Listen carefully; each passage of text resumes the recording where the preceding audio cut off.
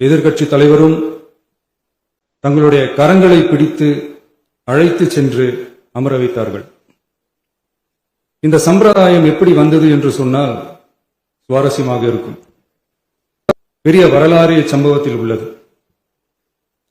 இங்கிலாந்து நாட்டில் உள்ள பாராளுமன்ற நடைமுறைகளை போன்றதே நம்முடைய பாராளுமன்ற நடைமுறைகளும்.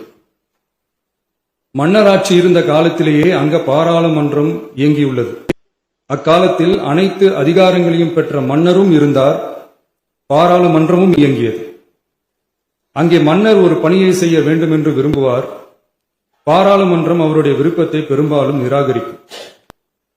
மன்னர் விரும்பிய காரியத்தை பாராளுமன்றம் நிராகரித்து விட்டது என்கிற செய்தியை மன்னருக்கு சொல்ல வேண்டியவர் பாராளுமன்ற தலைவர், ஸ்பீக்கர் என்பார்கள்.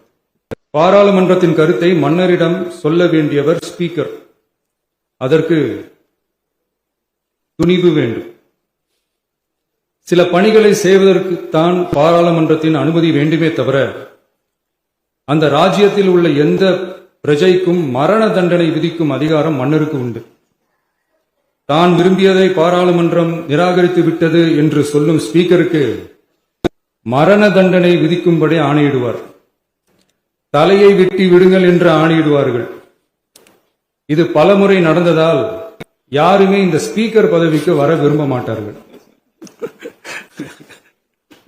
எனவே புதிதாக பாராளுமன்றம் அமையும் போது ஸ்பீக்கர் பதவிக்கு ஒருவர் அறிவிக்கப்பட்டவுடன் அவர் உடனே தலை தப்பித்தால் போதும் என்று ஓட்டம் பிடிப்பார். அணை முன்னவரும் எதிர்க்கட்சி தலைவரும் அவரை தடுத்து நிறுத்தி அவர் கைகளை பிடித்து இழுத்து வந்து ஆசனத்தில் அமர வைப்பார்கள். இதுதான் அந்த காலத்தில் இருந்து வந்த மரபு. ஜனநாயக முறை ஏற்பட்ட பிறகும் இம்மரபு தொடர்கிறது. நிச்சயமாக தமிழக வெற்றிக் கழக உறுப்பினர்கள் அனைவருமே உங்களுக்கு உதவிகரமாகவே இருப்பார்கள் என்கிற வாக்குறுதியை